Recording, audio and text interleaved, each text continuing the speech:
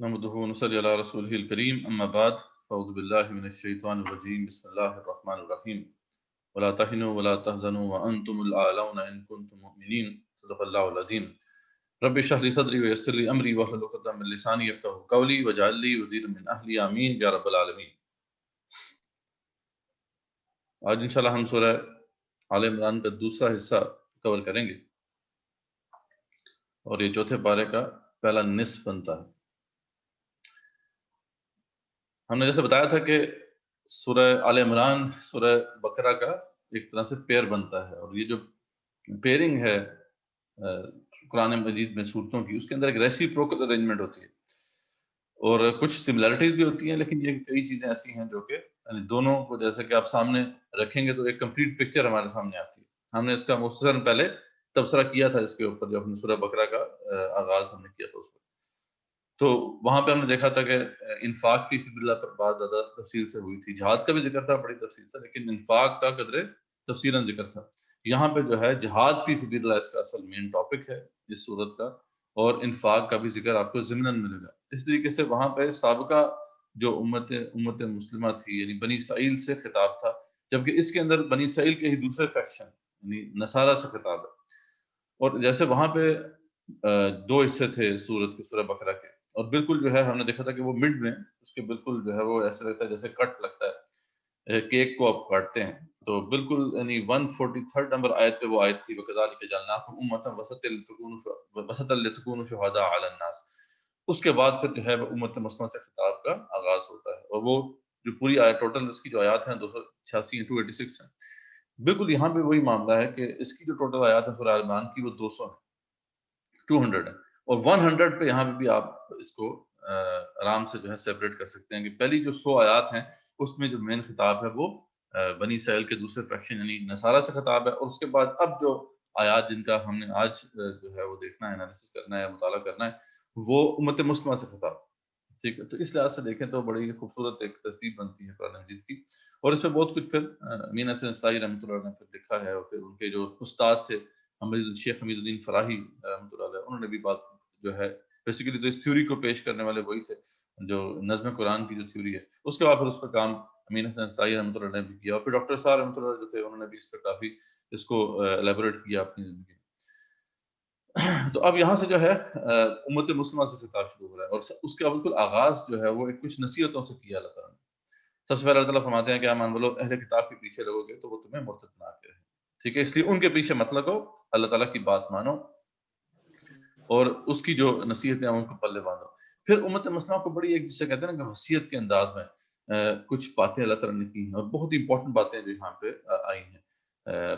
اگر آپ دیکھیں کہ سورہ بقرہ میں ابراہیم علیہ السلام کے ذریعے سے یہی بات جو ہے وہ ان کے بیٹوں کو کی گئی تھی، یعنی ابراہیم علیہ السلام نے اپنے بیٹوں کو بلایا تھا اور کہا تھا کہ دیکھو ایک سب سے بڑی دولت تمہارے پاس ہے وہ کیا ہے؟ اسلام، تو لا تموتن الا وانتم مسلمون، نہ تمہاری موت آئے اس حالت میں کہ تم جو ہے اسلام کے علاوہ کسی اور دین پر ہو۔ تو یعنی ایک بہت بڑی بات ہے جو کہ اس وقت ابراہیم علیہ السلام کے ذریعے سے ہمارے سامنے آتی ہے۔ اور پھر اس کے بعد یہ بھی ذکر ہوا تھا کہ یعقوب علیہ السلام جو کہ ان کے پھر پوتے تھے، انہوں نے جب جانے لگے دنیا سے تو انہوں نے اپنے بیٹوں کو یہ نصیحت کی تھی کہ میرے بعد تم کس کی بندگی کرو گے، یعنی وہی توحید کی ایک ان کو دعوت دی اور ان کو انشور کیا کہ وہ توحید کے اوپر کاربند رہیں۔ تو اب اللہ تعالیٰ سبحانہ و تعالیٰ جو ہے اللہ سبحانہ و تعالیٰ خود جو ہے وہی وصیت فرما رہے ہیں، اور ہم سب کو امت مسلمہ کو یہ وصیت فرما رہے ہیں۔ دیکھیں کتنی خوبصورت بات ہے اگر اس کو آپ ریلیٹ کریں کہ انبیاء رسول علیہ السلام کا سلسلہ تھا وہ بنی اسرائیل کے اندر جاری رہا، یعنی پوری ان کی جو تاریخ ہے اس میں کبھی بھی ایسا کوئی دور نہیں گزرا جب ان کے درمیان کوئی نبی یا رسول علیہ السلام اللہ کی طرف سے تعینات تھا۔ لیکن ہمارا معاملہ کچھ اور ہے، یعنی ہمارے پاس جو اللہ تعالیٰ نے ہمیں جو نبی عطا کیے، رسول عطا کیے، محمد عربی صلی اللہ علیہ وسلم، وہ آخری نبی تھے، وہ آخری رسول تھے، اب ان کے بعد تو اب کسی نے نہیں آنا۔ تو اب ہمیں کون نصیحت کرے گا؟ کون ہے جو اللہ کا نبی آئے اور ہمیں نصیحت کرے؟ تو سبحان اللہ، اللہ تعالیٰ نے پھر جو ہے خود ہمیں اس امت کو خود نصیحت کی اور وصیت کی ہے، اور وہی وصیت کی ہے کہ اے ایمان والو تقوی اختیار کرو، اللہ تعالیٰ کا جیسا تقوی اختیار کرنے کا حق ہے، اور ساتھ ہی ولا تموتن الا وانتم مسلمون، اور نہ تمہاری موت آئے اس حالت میں کہ تم مسلمان کے علاوہ کچھ اور یعنی اسلام کے علاوہ کسی اور دین کے اوپر ہو۔ تو بہت ہی امپورٹنٹ وصیت ہے، باقی سب سے بڑی دولت ہمارے پاس اگر کوئی ہے تو وہ اسلام ہے، باقی سب چیزیں جو ہیں وہ ان کی ثانوی حیثیت ہے۔ اگر اسلام ہے تو ہماری ہماری نجات ہے، اگر یہ نہیں ہے تو پھر ہماری نجات نہیں ہے۔ اس لیے سب سے بڑا ایسٹ ہمارے پاس اگر ہے تو وہ یہ ایمان ہی ہے، اسلام ہی ہے، اور اس کو پرزرو کرنے کے لیے ہمیں جو کچھ بھی کرنا پڑے ہمیں کرنا چاہیے۔ یعنی یہ اتنی بڑی دولت ہے کہ اس کا کوئی نعم البدل نہیں ہے، اور انفارچونیٹلی لوگ جو ہے آج اسی بارے میں کیجول ہو گئے ہیں، مسلمان میں لوگ جو ہے وہ اس کا خیال نہیں رکھ رہے، اور جو ہے اپنی اولادوں کو اور اپنے آپ کو خود جو ہے کفر کے فتنے کے اندر ڈال دیتے ہیں، اور بعد میں پھر جب ان کی نسلیں خراب ہوتی ہیں تو پھر وہ ان کو افسوس بھی ہوتا ہے، لیکن یہ ہے کہ اللہ کے ہاں پہ بڑی سخت پکڑ ہوگی، اللہ تعالیٰ جو ہے معاف نہیں کرے گا۔ اور دوسری نصیحت کیا ہے کہ اللہ کی رسی کو مضبوطی سے تھام لو، ٹھیک ہے، وَاعْتَصِمُوا بِحَبْلِ اللَّهِ جَمِيعًا، ٹھیک ہے، یعنی اللہ تعالیٰ کی جو رسی ہے وہ کیا ہے، وہ حدیث میں بھی آیا ہے، تمام مفسرین نے تقریباً ایک ہی بات کی ہے، اور وہ ہے قرآن مجید، یعنی اللہ کی رسی کو مضبوطی سے تھام کے رکھو اور تفرقے میں نہ پڑو، تفرقہ بازی نہ کرو، یہ بہت ہی امپورٹنٹ جو ہے وصیتیں ہیں۔ پھر اس کے بعد جو ہے یہ تو ایک جنرل نصیحتیں ہیں تمام امت مسلمہ کے لیے ہیں، جو رہتی دنیا تک جب تک کہ یہ قیامت قائم نہیں ہو جاتی، جو بھی امت مسلمہ کے افراد رہیں گے ان کے لیے یہ دو نصیحتیں بڑی پکی ہیں، ان کو پلے باندھنا ہے، انہی میں ہماری دنیا کا بھی فائدہ ہے اور اخروی نجات بھی ہے۔ اور اس کے بعد کچھ نصیحتیں جو ہیں، کچھ باتیں اس وقت صحابہ کرام رضی اللہ عنہم اجمعین کو بھی کی، کہ اللہ تعالیٰ نے فرمایا کہ دیکھو یاد کرو اس کی نعمت کو کہ تم ایک دوسرے کے دشمن تھے تو اللہ تعالیٰ نے تمہارے دلوں میں الفت پیدا کر دی، اور تم اس کی نعمت سے بھائی بن گئے۔ اوس و خزرج کے درمیان جنگ بواس بڑے عرصے چلتی رہی اور سکور برابر نہیں ہوتا تھا۔ سورہ انفال میں اللہ تعالیٰ یہاں تک بھی فرماتے ہیں کہ اگر لو انفقت ما فی الارض جميعا، یعنی اگر آپ خرچ کر دیں رسول اللہ صلی اللہ علیہ وسلم جو کچھ بھی ہے، جو بھی ما فی الارض جميعا، یعنی زمین پہ جو کچھ بھی ہے، اگر وہ سب کچھ بھی آپ خرچ کر دیتے تو آپ ما الفت بین قلوبکم، آپ ان کے درمیان الفت پیدا نہیں کر سکتے تھے۔ اتنا جو ہے اتنی بہت زیادہ دعوت تھی اوس و خزرج کے درمیان، لیکن یہ اللہ تعالیٰ کا کرم ہوا کہ ان کو اللہ تعالیٰ نے بھائی بنا دیا، اللہ نے وہ اس کی طرف جو ہے وہ یہاں پہ اشارہ کیا، ان کو یاد کروایا ہے صحابہ کرام کو، اور ان کو یاد کرایا کہ دیکھو تم تو آ کے گھڑے کے کنارے پہنچ چکے تھے، تو اللہ نے تمہیں اس سے بچا لیا، تو اس لیے اس کی نصیحتوں کو اپنے پلے باندھو۔ پھر ایک جنرل بات کی، یعنی امت مسلمہ کی ہر سوسائٹی کے اندر یہ بندوبست ہونا چاہیے، جہاں پہ بھی ان کی کوئی کمیونٹی ہے وہاں پہ یہ بندوبست ضرور ہونا چاہیے، کوئی مسلمانوں کا کوئی علاقہ ہے وہاں پہ یہ بندوبست ضرور ہونا چاہیے۔ وہ کیا بندوبست ہے کہ تم سے ایک ایسا گروہ ضرور رکھے وَلْتَكُن مِّنكُمْ أُمَّةٌ يَدْعُونَ إِلَى الْخَيْرِ، جو خیر کی طرف بلائے اور جو اچھی باتوں کا حکم دے اور برائی سے روکے، اور یہی لوگ کامیاب ہونے والے ہیں، ٹھیک ہے۔ تو ایک تو یہ بات ایک جنرل انسٹرکشن ہے، یہ تمام سابقہ امتوں کے لیے بھی تھی کہ ان کے ہاں بھی یہ معاملہ لازمی تھا کہ وہ ان کے درمیان ایک ایسا گروہ ہو جو یہ کام کرتا رہے، لیکن جو ہے اس امت مسلمہ کا تو معاملہ بالکل ڈفرینٹ ہے، وہ آگے جا کے بات آئے گی، ٹھیک ہے۔ تو یہاں پہ صرف انسٹرکشن دی گئی کہ ہر امت مسلمانوں کی جو بھی کمیونٹی ہے اس کے اندر ایک گروہ جو ہے ڈیڈیکیٹڈلی اس کام کے لیے ہونا چاہیے، تاکہ وہ اچھائی کی طرف بلائے، خیر کے کاموں کی طرف بلائے، اچھائی کا حکم دے اور برائی سے روکے۔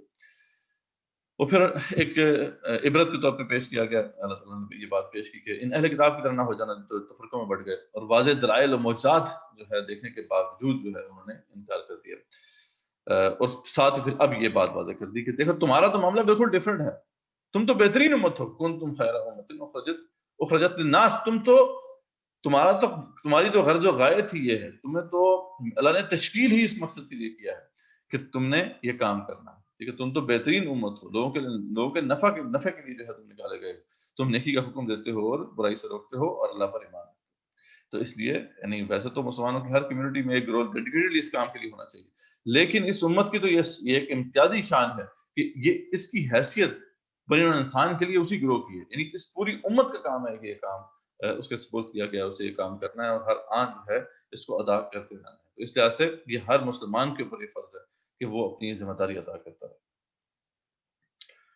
اچھا، پھر اس کے بعد آتا ہے کہ اہل کتاب تمہیں نقصان نہیں پہنچا سکتا، کہ تم سے لڑائی کرنے کے لیے سامنے آئیں گے بھی تو وہ فوراً پیٹ پہ کے بھاگ جائیں گے، اور اول تو ہے کہ وہ سامنے آئیں گے نہیں، اور آئیں گے بھی تو وہ کسی کی پروٹیکشن میں ہوں گے، یا تو اللہ کی طرف سے کوئی پروٹیکشن ان کے اوپر ہو، یا کسی جو ہے اللہ کی مخلوق کی کسی پروٹیکشن کے پیچھے چھپ کر وہ تم پہ وار کریں گے، جیسا یہودیوں کا معاملہ ہے، ٹھیک ہے، وہ عام طور پر دوسروں کی پروٹیکشن میں جو ہے آگے مسلمانوں سے لڑائی کرتے ہیں، ورنہ ان کے اندر اتنی ہمت نہیں ہے، اتنا دم خم نہیں ہے کہ وہ تم سے براہ راست جو ہے وہ حملہ تم سے براہ راست جو ہے ٹکر لے سکیں۔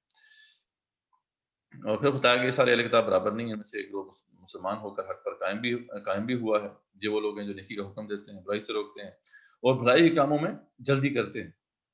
تو ایسے لوگ بھی ہیں جیسے کہ اس زمانے میں کئی ایسے نیک اہل کتاب جو مسلمان ہو گئے. سہیب رومی ہے رضی اللہ عنہ، پھر اس کے بعد آپ کے عدی بن حاتم ہیں رضی اللہ عنہ، اور عبداللہ بن سلام ہیں جو کہ یہودی تھے اور وہاں سے پھر اسلام کی طرف آئے. سلمان فارسی ہیں. یہ سارے بڑے بڑے نام ہیں جو کہ ان میں شمار آپ ان کو کر سکتے ہیں جن کا ذکر یہاں پہ ہو رہا ہے. پھر اس کے بعد ذکر آتا ہے کافروں کو ان کے مال اولاد کام نہیں آئیں گے. ٹھیک ہے، جو بھی وہ کر لیں ان کو ان کا کچھ فائدہ نہیں ہوگا.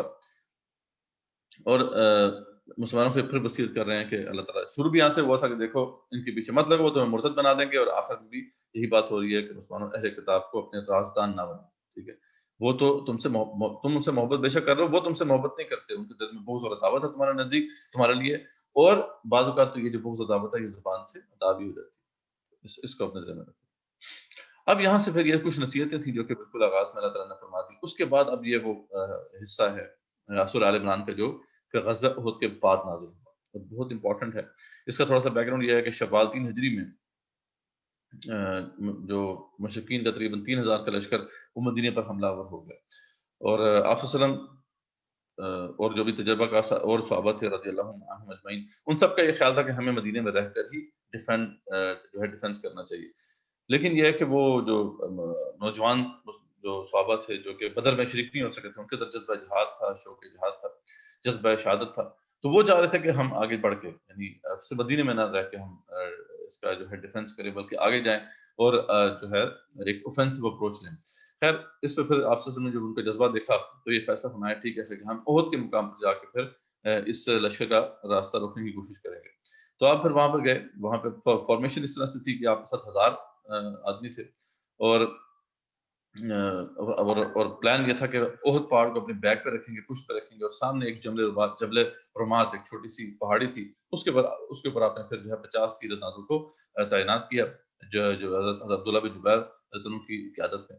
لیکن یہ معاملہ جو ہے اس وقت زیادہ سنگینی اختیار کر گیا کہ جب مقام شوط جو کہ احد سے تھوڑا پہلے آتا ہے، وہاں پر 300 کے قریب منافقین جو ہے وہاں سے واپس چلے گئے.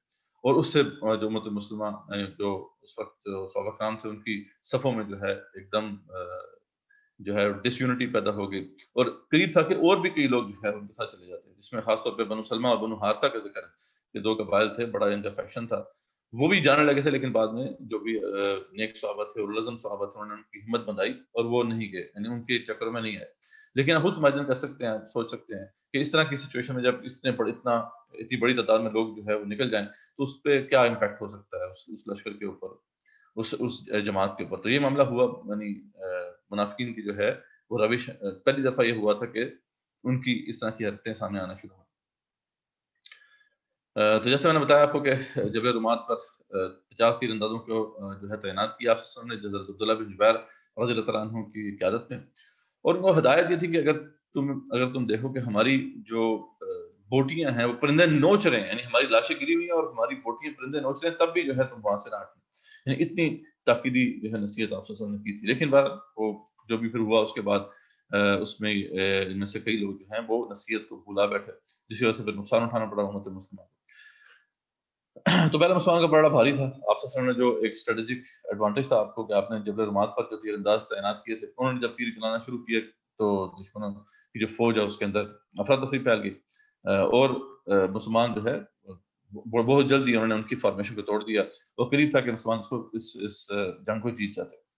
لیکن اس وقت جو ہے اس وقت جب کہ جو دشمن تھا وہ بھاگ رہا تھا، تو آپ وسلم کی جو انسٹرکشن تھی، آپ کی جو ہدایات تھی، وہ ذہنوں سے اوجھل ہو گئی. اور حضرت عبداللہ بن جبیر تو جو تھے وہ تو اپنی جگہ پہ بالکل جو ہے کھڑے رہے، لیکن یہ کہ ان کے ساتھ کئی تیر انداز انہوں نے دیکھا کہ بس فتح ہو گئی، ان کو نظر آ گیا کہ بس اب میدان تو صاف ہے. اور پھر کچھ لوگوں کے دلوں میں یہ بھی تھا کہ ہمارے غنیمت کا اکٹھا کرنے کا ٹائم آ گیا تو ہمیں اکٹھا کرنا چاہیے، یا کچھ لوگوں کا تھا کہ بس فتح ہوگی یا ریلیکس ہو گئے اور وہ پہاڑی سے نیچے اترا.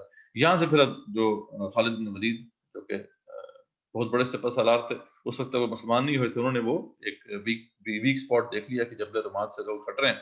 انہوں نے وہاں سے پھر پیچھے سے حملہ کیا اور جبل رمات کو اپنے قبضے میں لے لیا. اور وہاں سے پھر کیونکہ اسٹریٹجک اب جو وہ ایک جو تھی لوکیشن وہ ان کے ہاتھ میں آ گئی، تو وہاں سے پھر انہوں نے جب تیر برسانا شروع کیا تو مسلمانوں کا وہی حال ہوا جو کہ ان کا ہوا تھا. یہاں تک کہ اتنی جو ہے وہ بھاگ دوڑ مچی کہ آپ صلی اللہ علیہ وسلم کے ساتھ صرف 10 سے 12 صحابی رہ گئے. اور آپ صلی اللہ علیہ وسلم بلا رہے تھے، پکار رہے تھے لوگوں کو، صحابہ کرام کو، کہ الیہ عباد اللہ، اللہ کے بندوں میری طرف آؤ، الیہ عباد اللہ، لیکن کوئی سننے کو تیار نہیں تھا. تو یعنی اس طرح سے مسلمانوں کی ہوا اکھڑ چکی تھی. خیر رسول اللہ صلی اللہ علیہ وسلم جو تھے اس دوران آپ کو بھی ایک زخم آیا اور آپ کے چہرے مبارک پہ جو ہے خود گھس گئی تھی، یعنی وہ جو انہوں نے پہنا ہوا تھا ہیلمٹ، اس کا ایک کڑا آپ کے چہرے مبارک میں گھس گیا تھا. جب اس کو نکالا گیا تو اس سے خون کا فوارہ چھوٹا اور آپ غش کھا کے گر پڑے، آپ کے اوپر بے ہوشی کی کیفیت طاری ہوگی. بعد میں جب اٹھے تو آپ کی زبان سے یہ الفاظ نکلے کہ اللہ تعالیٰ ان کو کیسے ہدایت دے گا جو اپنے نبی کو زخمی کرتی، تو ایسی قوم کو کیسے ہدایت دے گا. تو اس سے پھر اللہ تعالیٰ نے پھر آپ سے منع فرمایا کہ آپ نے یہ دوست بات نہیں کی، یہ اللہ تعالیٰ کا اختیار ہے، آپ کے اختیار اس حوالے سے نہیں. تو یہ آیت بڑی اہم ہے جسے ہم آگے جا کے دیکھیں گے، جو کہ بہت سے باطل عقائد کا رد کرتی ہے. خیر اس سے پھر بعد میں مشہور ہوگی کہ آپ صلی اللہ علیہ وسلم شہید کر دیے گئے ہیں. اس کا بھی بڑا ایک بڑا ہی منفی اثر ہوا صحابہ کرام کے اوپر. کئی جو ہے صحابہ نے اپنی تلواریں پھینک دی اور انہوں نے سوچ لیا کہ بس اب ہم لڑکے کیا کریں گے. کچھ لوگ جو تھے انہوں نے تو خیر پھر یہ کہہ دیا کہ جب اب آپ صلی اللہ علیہ وسلم شہید ہو گئے تو پھر ہم زندہ رہ کے کیا کریں گے. انہوں نے تو پھر جان فشانی سے لڑنا شروع کر دیا. تو اس طرح کی جو ہے وہ اس طرح کے اثرات پڑ رہے تھے ان واقعات کے، اور ان سب کو پھر اللہ تعالیٰ نے ہائی لائٹ کیا اس کو یہاں سے آگے ہمیں نظر آئے گا. اس کے بعد عبداللہ بن ابی کی جو جب یہ مسلمان یہ بات ہے یہ جنگ ہار گئے، ان کو شکست سے دوچار ہونا پڑا، تو واپسی پھر عبداللہ بن ابی نے پھر اپنی ساری سازشیں شروع کر دی. اس نے کہنا شروع کر دیا دیکھیں جی اگر ہمارے پاس ہوتے تو نہ لڑتے نہ مارے جاتے تو ہم نے تو پہلے ہی کہا تھا کہ یہ خودکشی ہے، یہ خام خام اس کے پیچھے لگ گئے، رسول اللہ صلی اللہ علیہ وسلم کے پیچھے لگ کے انہوں نے جو ہے یہ جانے دی. تو اس طرح کی وہ باتیں کر رہا تھا. اور پھر کچھ لوگوں کو یہ بھی کہہ رہا تھا کہ دیکھو آؤ میں تمہیں ابو سفیان سے امان دے دیتا ہوں. تو اس طرح کر کے اس نے اپنی پوری جو ہے کوشش کی کہ مسلمانوں کو برگلائے اور اپنے ساتھ ملانے کی کوشش کرے. اب جب آپ یہ بات واضح ہوگی کہ آپ صلی اللہ علیہ وسلم شہید نہیں ہوئے تو پھر مسلمانوں کو دوبارہ جو ہے اکٹھے ہونے کی ہمت پیدا ہوئی ان کے اندر. آپ صلی اللہ علیہ وسلم کو دوبارہ سے پہاڑی کی طرف جو ہے وہ لے گئے. آپ صلی اللہ علیہ وسلم کی قیادت میں وہ پہاڑی کی طرف چلے گئے اور جو ہے ایک ایسے مقام پہ بہرحال وہ تھے کہ اگر کفار اس وقت فل فلیج ان پہ حملہ کرتے تو وہ ہو سکتا ہے کہ مسلمانوں کا کلا کما کر دیتے، مسلمانوں کو ختم کر دیتے، لیکن یہ بس اللہ کی طرف سے ان کے دلوں میں روک ڈال گیا اور انہوں نے آگے پرسیو نہیں کیا اس کو. وہ انہوں نے اسی پہ اتفاق کیا کہ ہم جنگ جیت گیا اور وہیں سے واپس چلے گئے. جب یہ واپس مکے پہنچے تو ابو سفیان کے ذہن میں یہ بات آئی کہ ہم نے تو بڑا ایک گولڈن چانس مس کر دیا. تو وہاں سے انہوں نے جو ابو سفیان نے دوبارہ سے پلان کیا کہ حملہ کر کے مدینے کے اوپر حملہ کیا جائے، اور اس وقت مسلمان جو ہے وہ تو شکست خوردہ ہے اور ان کو زخم لگے ہوئے ہیں، اس لیے ہم آرام سے ان کو جو ہے ٹیک اوور کر سکتے ہیں مدینے کو. یہاں آپ صلی اللہ علیہ وسلم کی ظاہری بات ہے ایسے ہی بیٹھے ہوئے تھے، آپ کو بھی پتہ چل گیا کہ یہ خدشہ ہے تو آپ نے اس وقت پھر کال دی نیکسٹ اگلے ہی دن کہ کون ہے میرے ساتھ چلنے کو تیار. آپ ظاہری بات ہے آپ خود سمجھ سکتے ہیں کہ اتنی بڑی شکست کے بعد کھڑا ہونا دوبارہ آسان نہیں ہوتا، لیکن صحابہ کرام جو تھے رضی اللہ عنہ وہ کافی بڑی تعداد میں آپ کے ساتھ اٹھنے کو تیار ہو گئے اس کو. اور پھر حمرہ الاسد کے مقام تک وہ گئے، ادھر سے وہ لشکر آ گیا تھا، یعنی بیچ میں ایک مقام ہے حمرہ الاسد کا مقام ہے، وہاں تک وہ پہنچ چکا تھا اور وہاں پہ پھر جو ہے آپس میں کچھ مکالمہ بھی ہوا. خیر وہ بھی سمجھ گئے کہ اب ہمیں جو ابھی ہمیں مزید ہمیں آگے پرسو نہیں کرنا چاہیے، تو اسی پر اتفاق کیا. اس وقت مسلمانوں کو بڑی جو ہے وہ مسلمانوں کو بڑا نقصان ہوا. 70 قریب جو ہے صحابہ جلیل قدر صحابہ شہید ہوئے، اس میں حضرت حمزہ شہید ہوئے، حضرت مصعب بن عمیر شہید ہوئے اور حضرت انس بن نضر شہید ہوئے. کئی بڑے بڑے صحابہ تھے اس میں پھر وہ شہید ہوئے. خیر اس کے بعد ابو سفیان نے یہ بھی کہا تھا، وہ حمرہ الاسد کے مقام پہ جو ان کا آپس میں انکاؤنٹر ہوا وہاں کہا تھا کہ ہم اب بدر کے مقام پہ اگلے سال ملیں گے اور آپ کا جو بدر کا جو بدلہ ہے وہ بھی چکا کے رہیں گے. اس پہ آپ سے نے کہا تھا کہ ٹھیک ہے ہم ملیں گے ٹھیک ہے. تو وہ جب اگلا سال آیا تو بڑے سخت حالات تھے مسلمانوں کے لیے، مسلمانوں کی ہوا اکھڑ چکی تھی، لیکن اس کے باوجود بھی آپ نے جب کال دی تو کئی صحابہ آپ کے ساتھ چلنے کو تیار ہو گئے. شروع میں جو ہے کافی کم لوگ تیار ہوئے، لیکن بعد میں پھر سورہ نساء کی ایسی آیات نازل ہوئی کہ ہلا دینے والی آیات ہیں. وہ جب انشاءاللہ ہم آگے جائیں گے تو آپ کو پتہ چلے گا. تو وہ آیات نازل ہوئی تو پھر اس سے پھر صحابہ کرام کے اندر ہمت بندی اور وہ ان کے ساتھ آپ کے ساتھ چلنے کو تیار ہو گئے. اللہ تعالیٰ نے ان کو بھی بہت سراہا کہ اس مشکل مقام پہ انہوں نے آپ کے ساتھ دیا. اور خیر مقابلے پہ ابو سفیان نے لشکر لے کے آنا تھا، لیکن وہ وہاں پہ اس زمانے میں قید پڑا ہوا تھا مکے میں، تو وہ لشکر بھی نہیں لے کے آیا. تو اس طریقے سے مسلمانوں کو بغیر لڑائی کی ایک طرح سے فتح نصیب ہوئی اور ان کے اوپر ایک روب بیٹھ گئے. تو یہ سارے معاملات ہیں جو جس کے تناظر میں پھر یہ آیات نازل ہوئی. عظیم خطبہ ہے یہ آپ صلی اللہ علیہ وسلم کا. اب اللہ تعالیٰ کا اصل میں اس طرح کی جو سچویشن ہوتی ہے اس کے اندر لیڈر کو کھڑا ہونا ہوتا ہے، جو جرنیل ہوتا ہے مسلمانوں کا اس کو ایک سٹینڈ لینا ہوتا ہے، ہمت بندھانی ہوتی ہے اپنے لشکر کی، لیکن یہاں پہ معاملہ بالکل دوسرا تھا۔ خود مسلمانوں کے جو امیر تھے ان کو بڑے زخم آئے تھے، ان کے چچا شہید کر دیے گئے تھے، ان کے عزیز و اقارب میں سے کئی لوگ جو ہیں وہ شہید ہو چکے تھے۔ تو آپ بھی اس پوزیشن میں نہیں تھے کہ آپ کھڑے ہو کے ایک خطبہ ارشاد کرتے اور صحابہ کرام کو ہمت دیتے، ان کی حوصلہ افزائی کرتے۔ تو پھر ظاہر بات ہے کیونکہ یہ خدائی فوج تھی، اللہ تعالیٰ کی ہی فوج تھی، تو اللہ تعالیٰ نے پھر خود وہ خطبہ ارشاد فرمایا، بالکل ایسے ایک جرنیل جیسے اپنی فوج سے خطاب کر رہا ہوتا ہے۔ کمال اس کی تاثیر ہے، ابھی تک جو ہے آپ اس کی تاثیر کو محسوس کر سکتے ہیں۔ تو بس کچھ سمری آپ کے سامنے پیش کروں گا، باقی تو آپ کچھ ویڈیوز شیئر کی گئی تھیں آپ سے، اس کے اندر آپ تفصیل سے دیکھ سکتے ہیں۔ تو بالکل آغاز میں اللہ تعالیٰ نے کچھ غلطیوں سے اس کا آغاز کیا، یعنی بالکل آغاز میں اللہ تعالیٰ نے واضح کیا کہ آپ سے کچھ غلطیاں ہوئی ہیں، اپنی کریکشن کریں۔ ٹھیک ہے، جیسے ایک جرنیل جو ہے وہ کہتا ہے کہ آپ سے کچھ غلطیاں ہوئی، ٹھیک ہے، اس جنگ میں ویسے تو یہ آپ کو فتح ہونی چاہیے تھی، لیکن کچھ غلطیاں ایسی ہیں آپ کے اندر، ان کو درست کرنا پڑے گا۔ اور سب سے پہلے ظاہر بات ہے امیر سے شروع کیا، رسول اکرم صلی اللہ علیہ وسلم سے شروع کیا کہ ان سے بھی بطبع بشری ایک چھوٹی سی لرزش ہوئی تھی، وہ یہ کہ آپ کی زبان سے وہ الفاظ نکل گئے تھے۔ ٹھیک ہے، اب یقیناً ہم یہ تو نہیں کہہ سکتے کہ وہ کوئی ایسا کوئی گناہ ہے یا کوئی ایسی بات ہے کہ جس پہ گرفت ہونی چاہیے، لیکن بہرحال ان کا مقام بہت بلند ہے، وہ اللہ تعالیٰ کے پیغمبر ہیں۔ تو آپ صلی اللہ علیہ وسلم کی زبان سے یہ جو بات نکلی کہ اللہ تعالیٰ ان کو کیسے ہدایت دے گا جو اپنے نبی کو جو ہے اس کا خون نکالتے ہیں یا اس کا خون بہاتے ہیں۔ تو اس پہ آپ صلی اللہ علیہ وسلم کو بڑی جو ہے واضح طور پہ یہ بات بتا دی گئی کہ یہ آپ کا اختیار نہیں ہے، آپ صلی اللہ علیہ وسلم، یہ صرف اللہ کا اختیار ہے کہ وہ جس پہ مہربانی کرے اور جس پہ عذاب دے۔ ٹھیک ہے، زمین آسمان کی بادشاہت اسی کی ہے اور اس ڈومینین میں اس کے ساتھ کوئی بھی شریک نہیں۔ یہ آیت بہت عظیم آیت ہے، اور جتنے بھی باطل نظریات ہیں شبہات باطلہ سے متعلق یا اس طرح کے جو باطل عقائد ہے جس میں رسول اکرم صلی اللہ علیہ وسلم کی شخصیت کے ساتھ الوہی صفات جو ہیں وہ ان کو جمع کر دیا گیا ہے، ان سب کا رد اسی ایک آیت سے ہو جاتا ہے، ایک آیت ہی کافی۔ اس کے بعد پھر مسلمانوں کی جو غلطی تھی اس کو واضح کیا کہ مسلمانوں کو آگے کہ بڑھا چڑھا کر سود کھانا جو ہے سود کا سلسلہ چھوڑ دو، سود کھانا چھوڑ دو۔ اصل میں اس وقت تک صحابہ کرام نے اپنے جو سارے معاملات تھے سودی وہ تو سارے ختم کر دیے تھے، لیکن کچھ اہل کتاب سے کچھ کانٹریکٹ چل رہے تھے، جیسا کہ شبیر عثمانی رحمۃ اللہ نے واضح کیا، وہ ابھی تک جاری تھے۔ تو اللہ تعالیٰ نے اسی کی طرف جو ہے وہ اشارہ فرمایا کہ دیکھو اس کو بھی ختم کرنا پڑے گا، ورنہ جو ہے جب تک کہ یہ چیزیں تم سے نہیں نکل جاتی تو پھر تم ونریبل ہو، تمہیں کسی وقت بھی جو ہے چرخا لگ سکتا ہے، نقصان ہو سکتا ہے۔ تو یہ غلطیاں جو تھیں ایک امیر کی اور معمولین کی، ان کو واضح کر دیا گیا۔ اس کے بعد پھر اللہ تعالیٰ واضح فرماتے ہیں کہ اللہ تعالیٰ کو کیسے سپاہی چاہیے، کیسے سولجرز چاہیے، ان کی کچھ صفات واضح کی اللہ تعالیٰ نے۔ وہ اللہ فرماتے ہیں کہ اللہ اس کے رسول وسلم کی اطاعت کرو تاکہ تم پر رحم کیا جائے، اور دوڑو رب کی بخشش کی طرف اور اس جنت کی طرف جس کا عرض ہی زمین آسمان کے برابر ہے، اس کی طرف جو ہے تمہیں بڑھنا چاہیے، ایک دوسرے سے کمپیٹ کرنا چاہیے۔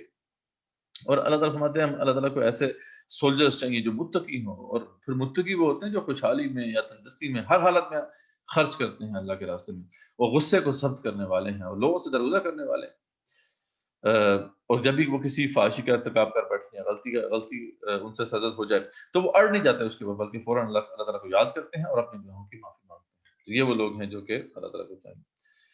اب آگے جو ہے یہاں سے رحمان کی حوصلہ افزائی کے حوالے سے بڑی اہم آیات ہیں، ان کی جو مزید غلطیوں کی نشاندہی کی گئی، اور غزوہ احد کی شکست کے پیچھے کار فرما خدائی حکمتوں کو بھی اللہ تعالیٰ نے واضح فرمایا، یعنی وہ جو ورلڈ ویو ہے قرآنک ورلڈ ویو، اس کو بھی اللہ تعالیٰ نے اس میں الیبوریٹ کیا۔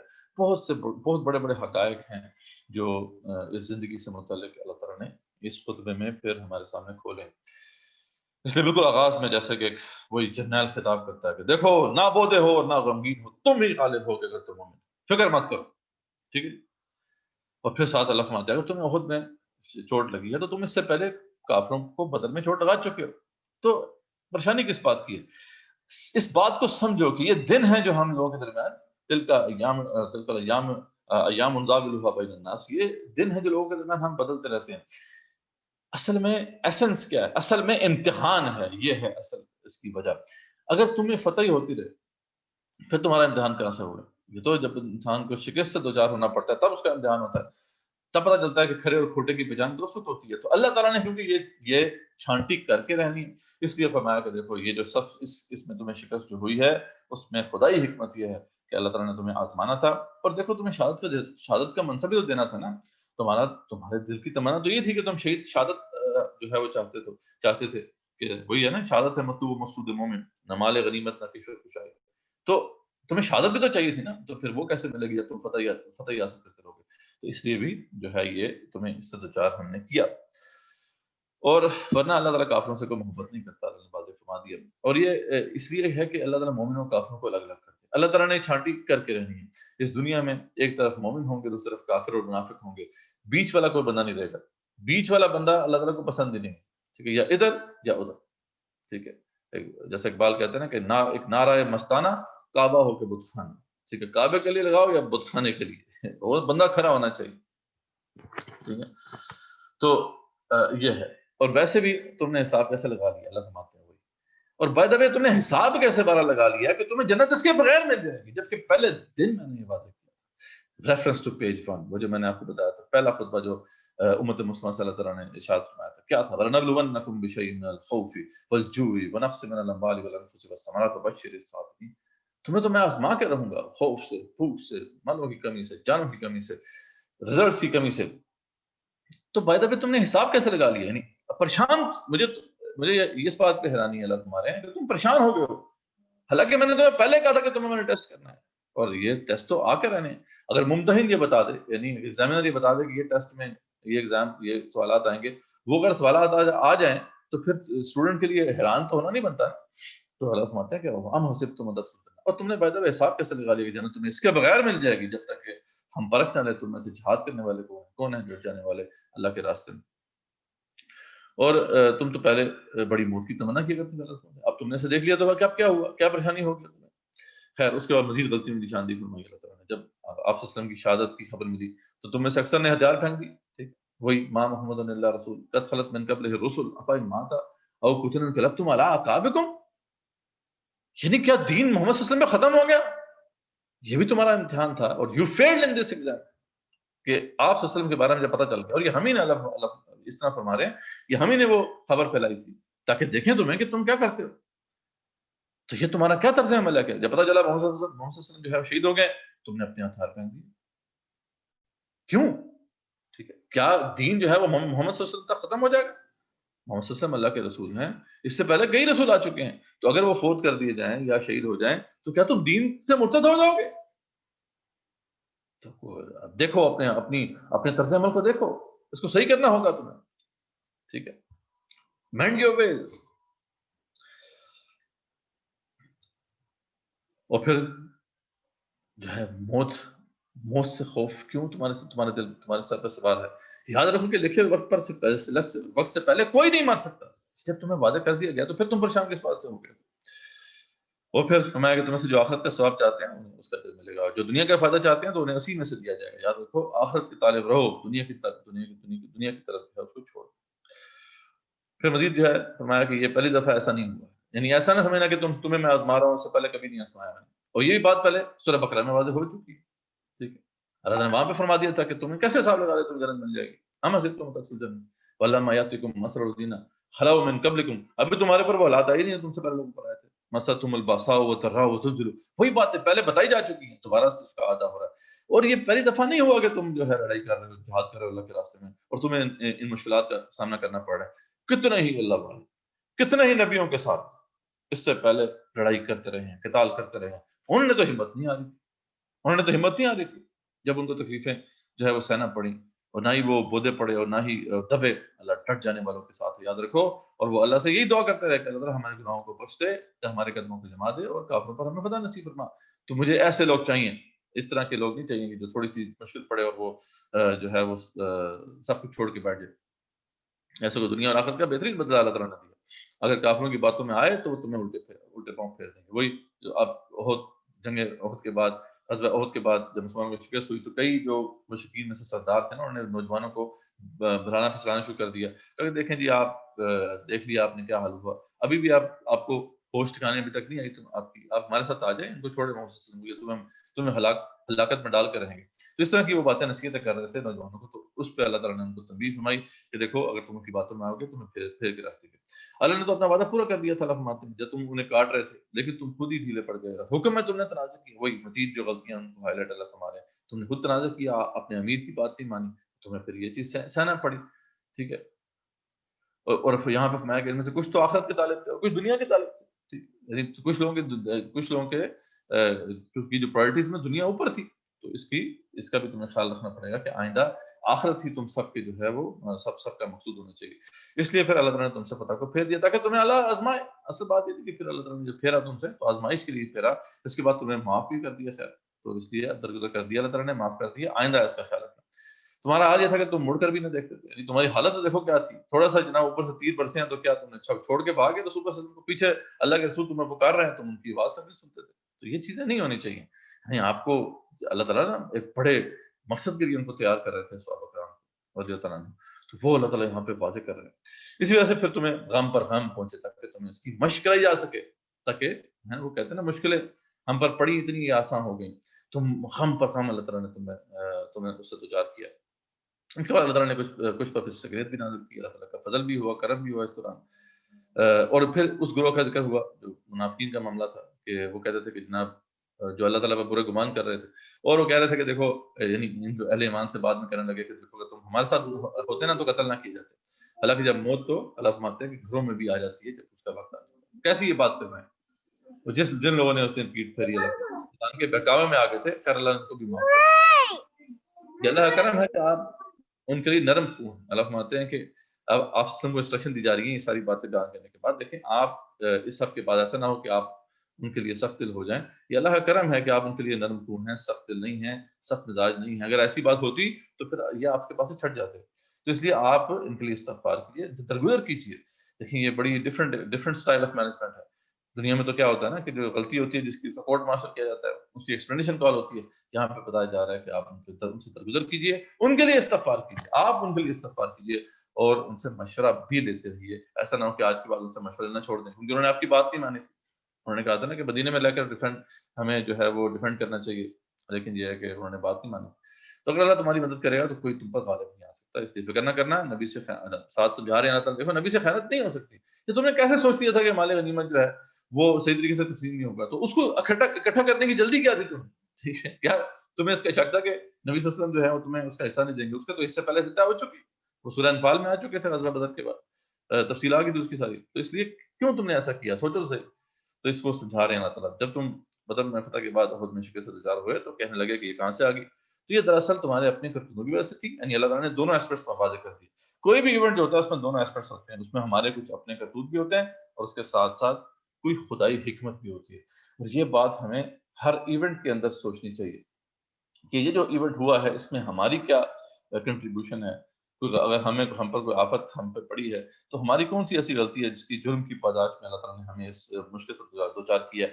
اگر کوئی بھلائی پہنچی ہے تو کوئی نیک کام کوئی ایسا ہم نے کیا ہوگا جس کی وجہ سے اللہ تعالیٰ نے ہمیں یہ انعام عطا کیا ہے. اس کو اس اینگل سے بھی سوچنا چاہیے. یہ انالیسس بھی ہمیں کرنا چاہیے. لیکن ساتھ ہی دوسرا انالیسس بھی لازمی ہے کہ جو بھی ہوتا ہے بہرحال وہ خدائی حکمت سے وہ بالاتر نہیں ہوتا، اللہ کی حکمت کے مطابق ہی ہوتا ہے. تو دونوں چیزیں اللہ نے یہاں پہ واضح کر دی.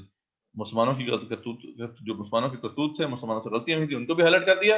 اور ساتھ جو ہے مشیت الہی جو اس کے اندر کار فرما تھی اس کو بھی واضح کر دیا. اور وہ کیا تھی؟ اللہ تعالیٰ چاہتے تھے کہ امتحان ہو مسلمانوں کا. اللہ تعالیٰ چھانٹی کرنا چاہتے تھے اہل ایمان اور منافقین کی، اور اللہ تعالیٰ نے چھانٹی اس والے سے کر لی. یعنی پہلی دفعہ ایسا ہوا نا جب منافقین کا ایک بڑا گروہ جو ہے مسلمانوں سے علیحدہ ہو گیا تو پتہ چل گیا کہ مسلمانوں کے اندر جو ہے ایسے لوگ موجود ہیں جن کی صفائی ضروری تھی. اس کھوڑ کا نکلنا ضروری تھا. تو جو اللہ کے نام میں مارے جائے، اللہ فرماتے ہیں ان کو مردانہ کہو، وہ زندہ ہے. وہی بات ریفرنس ٹو پیج وہاں پہ بھی یہ بات کی گئی تھی. اور اس کی دوسرے دن ہی جب آپ نے لڑائی کی کال دی جس کا ذکر ہم کر رہے ہیں تو کچھ لوگ صحابہ کرام آپ کے ساتھ چلنے کو تیار ہوئے. بعد میں جب بدر ثانی کے لیے آپ نے کال دی تو وہاں پہ بھی لوگ آپ کے ساتھ چلنے کو تیار ہوئے. ان سب کو اللہ تعالیٰ نے جو ہے خراج تحسین پیش کیا اور پسند فرمایا ان کے اس عمل کو، اور ان کو بڑے عظیم اجر کی خوشخبری سنائی. اور پھر آخر میں یہاں پہ جو بات کنکلوڈ کی گئی، شیطان اپنے دوستوں سے ڈراتا ہے. یاد رکھو شیطان کا کام یہ ہے کہ وہ اپنے دوستوں سے ڈراتا ہے، خوف دلاتا ہے. اس لیے اس سے نہ ڈرو بلکہ مجھ سے ڈرو، تمہاری زندگی آسان رہے گی. ٹھیک ہے، تو یہاں پر پھر ہم ختم کرتے ہیں. انشاءاللہ آپ کوشچن آنسر ہم دے لیتے ہیں.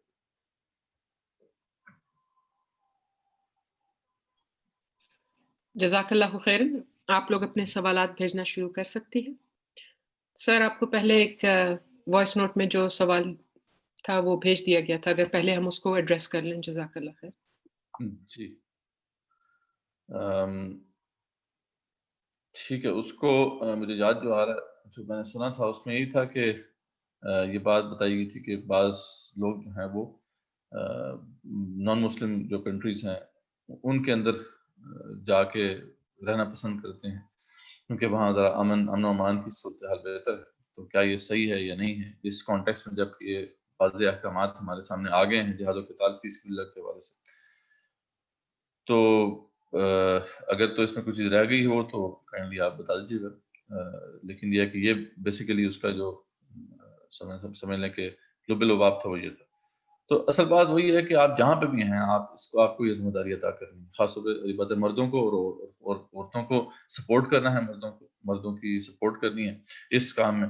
تو یہ کام ہم پر لازم ہے، یہ اس میں کوئی شک کی بات نہیں ہے. جہاں پہ کفر کا فتنہ موجود ہے، جہاں پہ بھی اللہ کے احکامات نافذ نہیں ہیں، وہاں پہ ہمیں اپنی ذمہ داری ادا کرنی ہوگی، اور جو بھی رجیم اس وقت وہاں پہ موجود ہے اس کے خلاف لڑائی کرنی ہوگی، قتال کرنا ہوگا، جہاد کرنا ہوگا. اور اس کے طریقہ ہم نے سارا بتا دیا تھا پہلے کہ کس طریقے سے صحیح معنوں میں ہم کر سکتے ہیں وہ افیکٹولی آج کے دور میں. تو وہ ہمیں کرنا ہوگا لازمی. اب ظاہر بات ہے کہ ویسٹرن کنٹری میں ہے تو پھر اسے وہاں پہ کرنا ہے، ٹھیک ہے، کرے وہاں پہ. اب مسئلہ یہ ہوتا ہے کہ پھر وہ لوگ اکثر ایکسکیوز پیش کرتے ہیں کہ یہاں تو اب ہمارے لیے تو مواقع ہی نہیں ہے، ہم اگر ایسا کریں گے تو ہم تو پکڑ لیں گے، یہاں پہ اتھارٹیز ہمارے خلاف ہو جائیں گی تو ہمارے لیے تو رہنا مشکل ہو جائے گا. تو یہی تو اصل معاملہ ہے. تو اس لیے ہم کہتے ہیں کہ وہاں پہ پھر آپ ہجرت کر دیں جہاں پہ یہ کرنا قدرے آسان ہے. تو لیکن اس کے بغیر نجات کا کوئی تصور نہیں ہے. جہاد و قتال فی سبیل اللہ کے بغیر مردوں کے لیے خصوصاً اخروی نجات کا کوئی تصور نہیں ہے ایز پر قرآن، جب تک کہ دین غالب نہیں ہو جاتا. اور خواتین کو بھی ڈیفینیٹلی اس حوالے سے ان کی سپورٹ کرنی ہے. اگر وہ نہیں کریں گی اور رکاوٹ ڈالیں گی تو پھر وہ بھی بیسیکلی ان منافقوں میں ان کا شمار ہوگا، جیسا کہ ذکر قرآن میں 12 آیا ہے. منافقات کا بھی ذکر سیپریٹ آیا ہے، ٹھیک ہے نا، منافقوں کا ذکر بھی آیا اور منافقات کا بھی ذکر آیا. اور یہ منافقات وہی ہیں جو کہ پھر اس راہ میں جو ہے وہ رکاوٹیں ڈالتی ہیں. تو اس بات کو مد نظر ہم رکھیں تو ڈیفینیٹلی جہاں پہ بھی آپ ہیں، کسی بھی ویسٹرن کنٹری میں ہیں، آپ ہمت ہے تو کریں وہاں پہ کام، ٹھیک. تو لیکن یہ ہے کہ یہ بات یہ ایکسکیوز نہیں چلے گا کہ دیکھیں یہ تو کافروں کے مالک یہاں تو ہم آئے ہوئے ہیں رہنے کے لیے، تو یہاں پہ ہم اگر ایسا کریں گے تو ہمارے وہ خلاف ہو جائیں گی اتھارٹیز اور ہمیں نقصان ہوگا. تو پھر اس لیے تو یہ بات ہے جو ہمیں سمجھنی ہے. تو پھر آپ وہاں پہ جائیں جہاں پہ یہ کام کرنا قدرے آسان ہے. تو یہ اب ہمارا فیصلہ ہے، ہم نے کیا کرنا ہے، ہم کیا کرنا چاہتے ہیں. اللہ کی طرف سے تو بڑی واضح انسٹرکشن موجود ہے. اور دیکھیں دین وہی ہے، یہاں بات واضح ہوگی نا کہ دین جو ہے وہی ہے جو رسول اکرم صلی اللہ علیہ وسلم کے دور میں تھا اور جو ان کے بعد ہوگا. یہ جو آیت ہے نا وما محمد اللہ رسول قد خلت من قبلہ الرسل، اس سے بالکل واضح ہو جاتی ہے بات کہ اب دین کوئی ڈفرینٹ نہیں ہے. عام طور پہ یہ فتنہ بڑا آج کل پھیلا ہوا ہے لیکن رسول اکرم صلی اللہ علیہ وسلم کے ساتھ معاملہ اور تھا، یا صحابہ کرام کے لیے جو ہے وہ دین کے کچھ اور تقاضے تھے، ہمارے لیے کچھ اور ہے. ایسی کوئی بات نہیں، وہی تقاضے جو ان کے لیے تھے وہی تقاضے ہمارے لیے. تو یہ اب ہمارا مسئلہ ہے کہ ہم کیسے اس کو جو ہے اس کو ایڈریس کرتے ہیں. اللہ کی طرف سے انسٹرکشن بالکل واضح ہے. ہوپ فلی یہ بات کلیئر ہوگی. جزاک اللہ خیر. اسی ضمن میں ایک اور سوال آئی تھنک وائس نوٹ میں بھی تھا لیکن اس کو میں ذرا سا ایلیبوریٹ کرنا چاہوں گی کہ وہ جو اسٹوڈنٹ تھی وہ پوچھ رہی تھی کہ ہم ان کے ٹیکسز بھی دیتے ہیں. اب جیسے اگر ہم ایک ویسٹرن کنٹری میں یا ایک کافروں کے ملک میں رہتے ہیں اور ہم اس میں ٹیکسز بھی بھرتے ہیں اور ہمیں یہ پتہ ہے کہ ان کا ایک ڈیفنس بجٹ بھی ہوتا ہے جو کہ مسلمانوں کے خلاف استعمال کیا جاتا ہے. تو میرا سوال یہ ہے کہ کیا پھر ان کنٹریز میں رہنا بھی یا زندگی بسر کرنا بھی کی بھی اجازت ہے اسلام میں کہ نہیں؟ ہاں لیکن بات یہی ہے کہ اس طرح تو کئی مسلم ممالک کا بھی معاملہ ہے نا. وہاں کی بھی جو فوجیں ہیں وہ انفارچونیٹلی وہ مسلمانوں کے خلاف ہی اس وقت بسر پیکار ہیں اور وہ ان کے ایجنڈے پہ ویسٹرن ایجنڈے پہ کام کر رہے ہیں. تو ٹھیک ہے، یعنی یہ بات بھی ہے، درست ہے کہ جو بھی ہم ٹیکسز وغیرہ پے کریں گے تو اینڈ آف دا ڈے جو بھی ان کی جو گورنمنٹ کی ایک ڈائریکشن ہے اس پہ پھر وہ جو پیسے خرچ ہوں گے تو ہم اس کے ذمہ دار ہیں. اس طرح کی اور بڑی جو ہے ایسی باریک چیزیں ہیں جن کو ہم اوائڈ نہیں کر سکتے. لیکن اس کا پھر کفارہ یہ ہے نا، جو ہمارے جو استاد تھے ڈاکٹر سارے رحمۃ اللہ علیہ، ان کا تو یہ موقف تھا کہ پھر اس کا کفارہ ہے. یعنی جیسے فار ایگزامپل آپ کسی بھی باطل نظام کے تحت رہ رہے ہیں تو وہاں پہ بہت سی اور بھی خرافات ہیں جو کہ آپ کو سہنا پڑتی ہیں. یعنی ان کو مجبوراً آپ کو جو ہے اڈاپٹ کرنا پڑتا ہے، آپ ان کو اوائڈ نہیں کر سکتے. تو اس کا کفارہ یہ ہے کہ پھر you fight against the system, ٹھیک ہے، you remain in the state of rebellion یا ریوولٹ against the system. تو اب یہ اگر آپ کرتے ہیں تو پھر کفارہ ہو جائے گا. تو بڑی ہمت کی بات ہے اگر کوئی ویسٹرن کنٹری میں ہے اور وہاں پہ وہ سٹینڈ لیتا ہے وہاں کے رجیم کے خلاف, تو ہمت والی بات. لیکن وہی بات ہے نا کہ اگر واقعی سٹینڈ لے تو یہ تو نہیں ہو سکتا نا کہ آپ وہاں پہ جا رہے ہیں اور آپ اپنی زندگیوں کو انجوائے کر رہے ہیں اور یہ کام نہیں کر رہے. اس طرح نہیں چلے گا معاملہ. اللہ کے ہاں پہ یہ قابل قبول نہیں ہے. تو پھر آپ وہیں پر جائیں, زیادہ بہتر ہے. جیسا کہ یہ بات بھی ہے, یقیناً یہ بات درست ہے کہ جو ٹیکسز ہیں وہ لگ رہے ہیں امت مسلمہ کے خلاف, تو اس کے بھی ذمہ دار ہم ہی ہوں گے. تو اس والے سے بھی قدر بہتر ہے کسی مسلمان ملک میں اگر آپ جاتے ہیں تو کچھ نہ کچھ تو وہاں پہ بہتری ہوگی, کچھ نہ کچھ تو خیال رکھے, وہ وہاں کی جو رجیم ہے وہ مسلمانوں کا خیال رکھتی ہے. تو یہ سب باتیں اپنے ہمارے سامنے رہنی چاہیے, اور اسی اعتبار سے پھر ہمیں سوچنا چاہیے کہ ہمیں کہاں جانا ہے, کہاں پہ رہنا ہے. تو یہ بات یاد رکھیں کہ ایمان ہماری سب سے بڑی دولت ہے, جو آپ آج بات آئی ہے. جب ویسٹرن کنٹریز میں ہم رہ رہے ہیں تو یہ اس سے قطع نظر کہ وہ ہم فائٹ کر سکتے ہیں یا نہیں کر سکتے, ہمارا ایمان ہی وہاں پہ سلامت نہیں. ایک ویسٹرن کنٹری کے اندر کافروں کے درمیان اگر ہم رہیں گے تو ہمارا ایمان ہی سلامت نہیں ہے. چلو ہمارا ایمان چلو تھوڑا بہت بچ بھی جائے, اگر بچ گیا. ویسے تو میں آپ کو یہ خصوص سے کہہ سکتا ہوں کہ کچھ عرصے وہاں پہ گزارنے کے بعد یہ ممکن ہی نہیں رہتا کہ آپ اپنا ایمان بچا سکیں. شاید بہت بڑی بات ہے کہ اگر آپ اپنا ایمان بچا سکیں.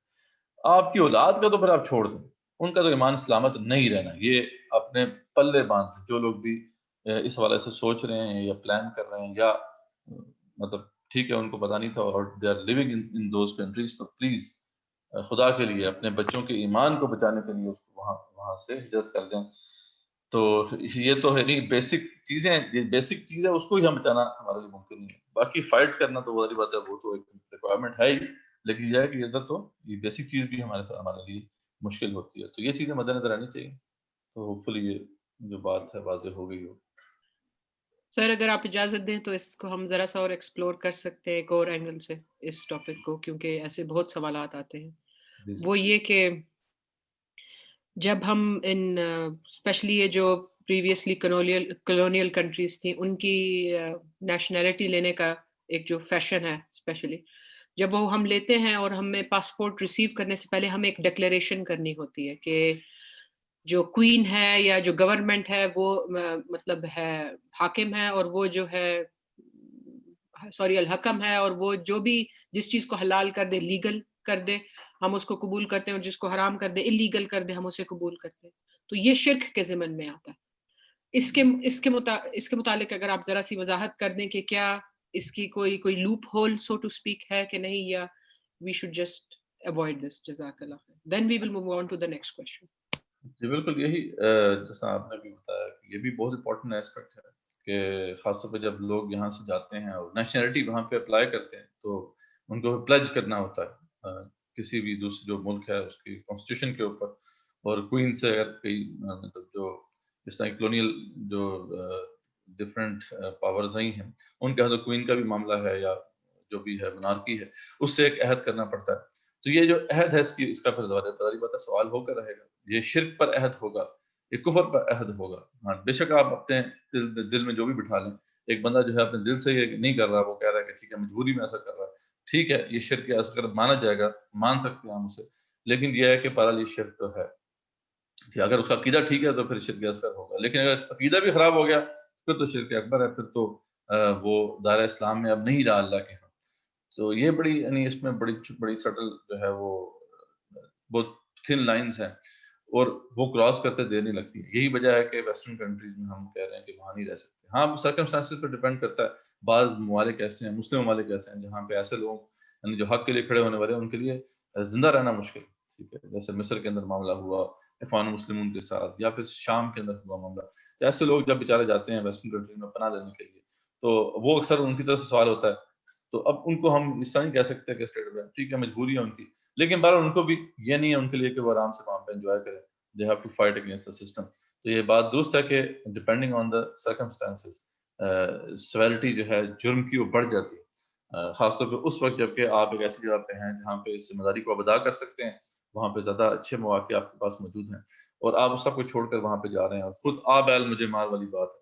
اور خود جا کے وہاں پہ پھر ایک پلیج بھی کرتے ہیں ان کے کانسٹیٹیوشن کے اوپر، ایک وہ جرم جو ہے اپنے سر لیتے ہیں، پھر اس کے بعد وہاں پہ اپنے ایمان کو بھی خطرے میں ڈالتے ہیں، اپنے بچوں کے ایمان کو بھی خطرے میں ڈالتے ہیں، اور اس کے بعد تیسرے نمبر پہ الہ کرمۃ اللہ اور جہاد و قتال فی سبیل اللہ کی جو ذمہ داری ہے اس کو بالکل آپ جو ہے وہ ایکسکیوز بنا کے چھوڑ کے بیٹھ جاتے ہیں، تو یہ سب جو ہے اس کا وبال آپ کے اوپر ہوگا۔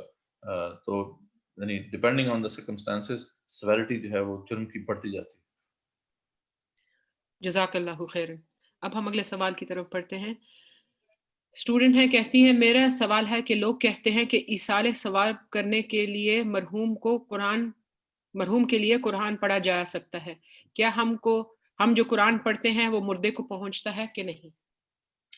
ایصال ثواب میں تھوڑا سا اختلاف ہے، دو قسم کی عبادت ہوتی ہیں، بدنی عبادات اور مالی عبادات۔ جہاں تک مسئلہ مالی عبادات کا ہے تو پھر کنسنسس ہے اس پر کہ آپ کوئی صدقہ اگر کرتے ہیں کسی کے نام کا تو اس کو آپ ثواب پہنچا سکتے ہیں، ٹھیک ہے، تو ایون کہ زندہ کو بھی بچا سکتے ہیں، یعنی آپ کو نیک کام کرتے ہیں، آپ کہتے ہیں کہ میرا یہ ثواب جو ہے میں اس کا یہ ثواب اللہ تعالیٰ جو ہے وہ فلاں شخص کو پہنچا دے، تو زندہ کو بھی پہنچ جاتا ہے اور جو دنیا سے جا چکا ہے اس کو بھی پہنچ جاتا ہے، اس پہ کوئی اختلاف نہیں ہے جو مالی عبادات ہے۔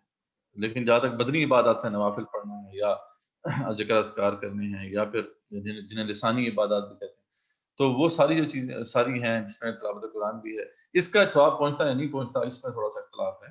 احناف کے نزدیک تو ہے کہ پہنچ جاتا ہے اس کا، دیگر جو اور مختلف فکر میں مکاتیب فکر کے اندر اس کا ہے کہ یہ اس کے کیونکہ ثابت نہیں ہے اس لیے ہم اسے نہیں کہہ سکتے کہ پہنچتا ہے یا نہیں پہنچتا، لیکن بہرحال اس کو ہم ایک جنرلی یہ بات کر سکتے ہیں کہ ٹھیک ہے آپ تو اپنی طرف سے کہہ دیں گے کہ ٹھیک ہے یہ اس کا ثواب ان تک پہنچا دے، لیکن بہرحال وہ اس تک پہنچتا یا نہیں پہنچتا یہ اللہ کے ہاتھ میں، ٹھیک ہے، اب وہ سرکمسٹانسز دیکھ کر ہی اللہ تعالیٰ یہ فیصلہ فرمائیں گے، تو یعنی ان جنرل آپ کہہ سکتے ہیں ٹھیک ہے آپ یہ کام کریں گے تو اللہ کرے گا، اگر اللہ چاہے گا تو اس کو اس کا ثواب پہنچ جائے گا، لیکن بہترین تو بات یہ ہے کہ والدین کے لیے ان کی اولاد کی دعا ہے اور ان کے اولاد کے اعمال ہیں، اچھے اعمال جو کرتے ہیں ان سے ان کے درجات بلند ہوتے ہیں، اور جو ان کے لیے وہ دعائیں مغفرت کرتے ہیں اس کا تو یقیناً جو ہے وہ فائدہ ہوتا ہے انہیں۔ اور اس کے علاوہ کوئی اگر آپ کوئی صدقہ وغیرہ کرتے ہیں، کوئی مالی عبادت کرتے ہیں تو وہ کنسنسس ہے اس کے اوپر، تو میرے خیال میں ان چیزوں کو زیادہ اڈاپٹ کرنا چاہیے، باقی جو چیزیں ہیں ٹھیک ہے آپ کر سکتے ہیں، لیکن یہ ہے کہ یہ بات ہمیں یاد رکھنی چاہیے کہ بہرحال ہر بندے کو اپنے اعمال کا ہی خیال رکھنا ہے، دوسروں کے لیے دعائیں مغفرت کرتے ہیں، کثرت سے کریں، اعمال جو ہیں کیے جا سکتے ہیں، لیکن ایسا نہ ہو کہ اس کو ایک بڑا جیسے ہمارے یہاں ایک رسم بن جاتی ہے، یہاں تو باقاعدہ وہ مطلب باقاعدہ طور پہ جو ہے مدرسوں کو جو ہے ڈیوٹیاں دی جاتی ہیں کہ جی آپ نے اتنے قرآن پڑھ کے وہ بھیجنے، تو اس طریقے سے نہیں ہونا چاہیے، بہرحال جتنا بھی ہو سکے ہمیں بہرحال اگر کوئی بھیجنا چاہتا تو بھیج دے، اس میں کوئی ایسی بات نہیں انشاءاللہ۔ جزاک اللہ خیر۔ ابھی تک ہمارے اور کوئی سوال ریسیو نہیں ہوئے، we can wait for a couple of minutes and دیکھیں۔ آپ لوگوں کے سوالات ہیں تو آپ یا تو واٹس ایپ پر مجھے پرسنلی بھیج سکتی ہیں یا زوم پر بھیج سکتی ہیں، یا آپ ریز ہینڈ کر کے خود بھی پوچھ سکتے ہیں۔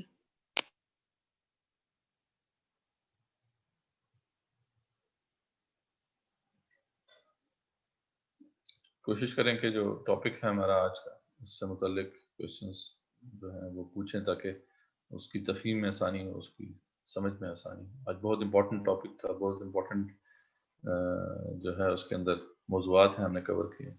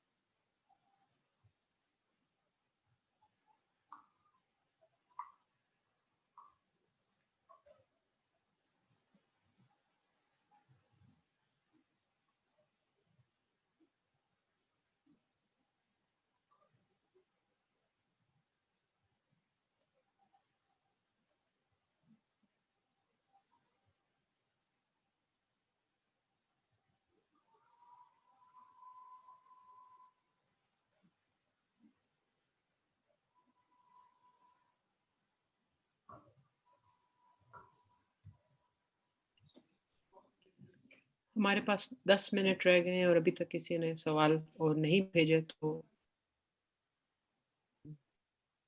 آئی تھنک اگر آپ اس مناسب سمجھے تو we can end the class.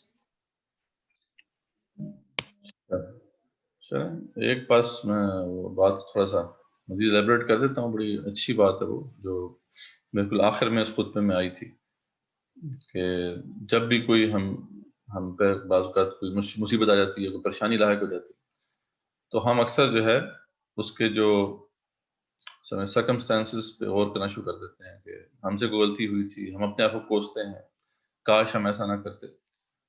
تو اس سے جو ہے پھر مزید وہ انگزائٹی میں بھی اضافہ ہوتا ہے، مزید پریشانی بڑھتی ہے. تو یہ ایک بڑا ایک جسے کہتے ہیں نا کہ اہم نسخہ ہے جو اس میں واضح کر دیا گیا کہ اگر آپ اس ایونٹ کے حوالے سے تو خدائی حکمت کو بھی اگر سمجھنے کی کوشش کریں تو آپ کو اطمینان ہو سکتا ہے. ٹھیک ہے، جیسے جنگ جمل، جنگ صفین جیسے واقعات میں صحابہ کرام آپس میں ٹکرائے رضی اللہ تعالیٰ عنہم اجمعین. تو اس والے سے ایک دفعہ کسی نے حضرت علی سے پوچھا کہ حضرت علی کاش جو تھے یہ جنگ جمل، جنگ صفین نہ ہوتی.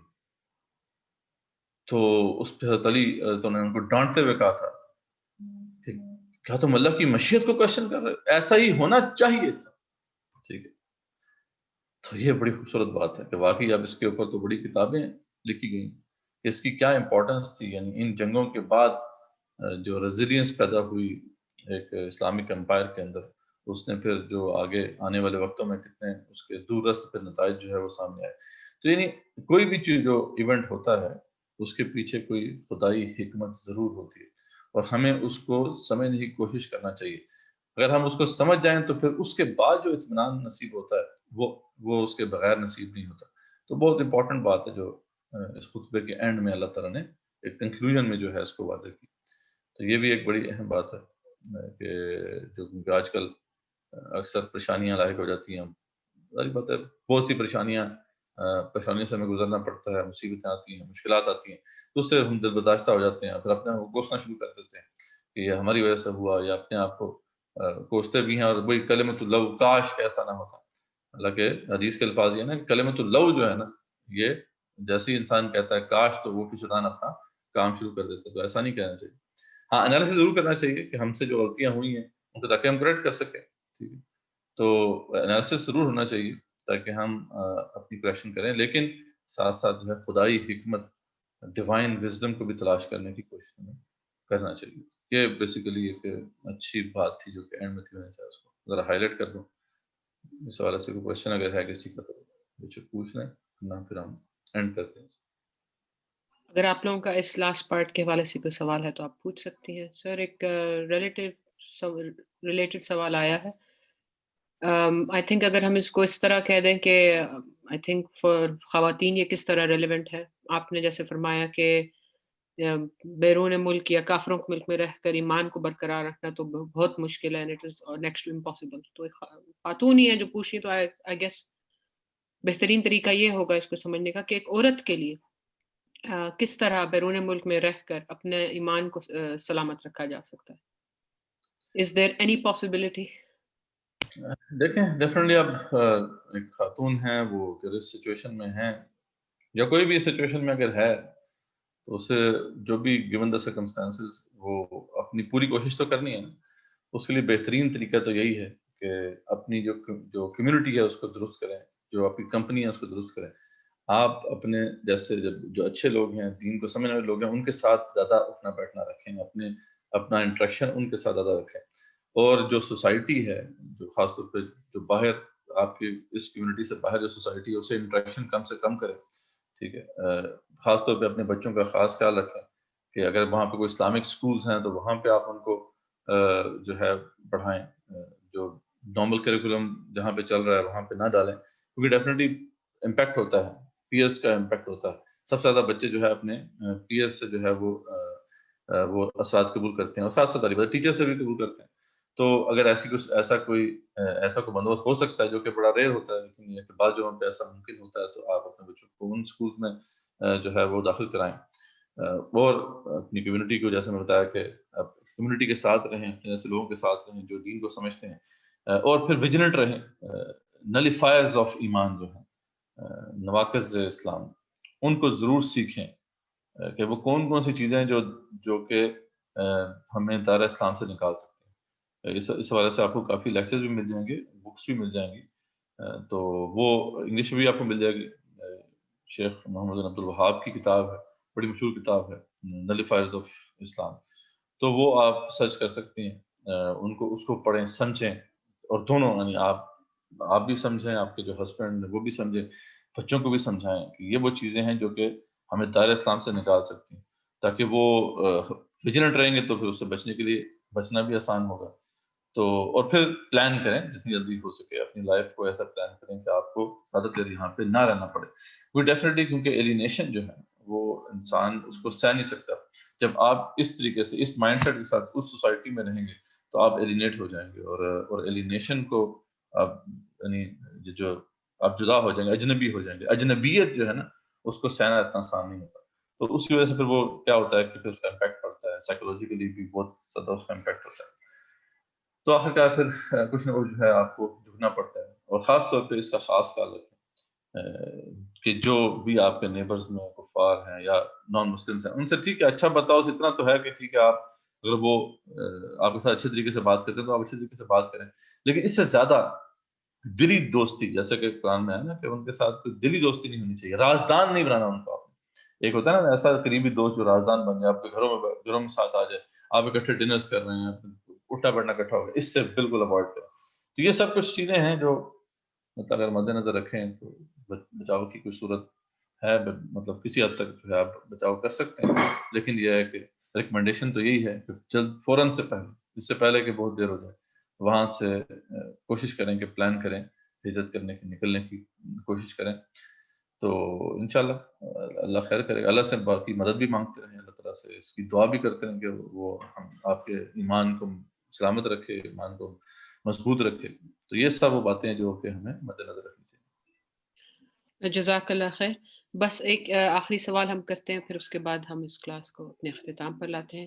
جیسا کہ آپ نے ابھی اینڈ میں جو وضاحت کی تھی خطاب سے متعلق، اس میں دو ایٹیٹیوڈز پائے جاتے ہیں. اگر کبھی کوئی چیز ٹوٹ جاتی ہے یا کوئی مالی نقصان ہو جاتا ہے یا کوئی کسی قسم کا نقصان ہو جاتا ہے، تو دو طرح کے ایٹیٹیوڈز پائے جاتے ہیں. ایک یہ ہوتا ہے کہ جو ایک دم اپنے ملامت کرنا شروع ہوتے ہیں، جس نے نقصان کیا اس کو ملامت کرنا شروع ہو جاتے ہیں، یا آئی ٹولڈ یو سو قسم کا ایٹیٹیوڈ ان کا ہو جاتا ہے. میں نے تمہیں بتایا تھا یہ نہیں کرنا، تمہارے ہاتھ ہی ٹوٹے میں ہیں جیسے لوگ کہتے ہیں، یا اس طرح. تو تم سے یہ چیز ٹوٹ گئی، تم سے نقصان ہو گیا، تمہیں نہیں کرنا چاہیے تھا. دوسرا ایٹیٹیوڈ یہ ہوتا ہے کہ جی اللہ کی مرضی تھی، اب اللہ چاہتے تھے تو ابھی میرے ہاتھ سے یہ چیز ٹوٹ جائے یا میرے ہاتھ سے نقصان ہو جائے. جس کے جواب میں پہلے ایٹیٹیوڈ کہ اس کا مطلب یہ نہیں ہے کہ آپ کوشش نہ کرو. تو اگر آپ یہ وضاحت فرما دیں کہ اس کے اللہ مشیت الہی یا اللہ سبحانہ تعالیٰ کی مرضی ان اینی لٹل تھنگ میں ہمارا ایٹیٹیوڈ کیا ہونا چاہیے؟ کیا پہلے والا ہونا چاہیے کہ جہاں پہ ہم اب مطلب یہ سوچے کہ ہم بہتر کر سکتے تھے، ملامت تو آف کورس نہ کریں، یا دوسرا والا ہونا چاہیے کہ اٹ واز Allah's will اور جیسا ہوا تو ویسا ہی ہونا تھا؟ جزاک اگر اس کی جزاک اللہ. اس کے بعد وہی ہے کہ بیلنس چاہیے، دونوں چیزیں امپورٹنٹ ہیں جیسا ہم نے ذکر کیا. اس لیے اللہ نے دیکھیں دونوں چیزیں ہائی لائٹ کی. غزوہ احد کے بعد جو مسلمانوں کو شکست ہوئی تو اللہ تعالیٰ نے دیکھیں دونوں چیزوں کو ہائی لائٹ کیا. جو غلطیاں ہوئیں ساری کی ساری لسٹ ڈاؤن کر کے بتایا، ٹھیک ہے، بتایا کہ یہ آپ سے غلطی ہوئی، یہ غلطی ہوئی، یہ غلطی ہوئی، یہ غلطی ہوئی. وہ غلطیاں اس لیے بتائی جا رہی ہیں کہ تاکہ اس کو دوبارہ سے نہ دہرایا جائے.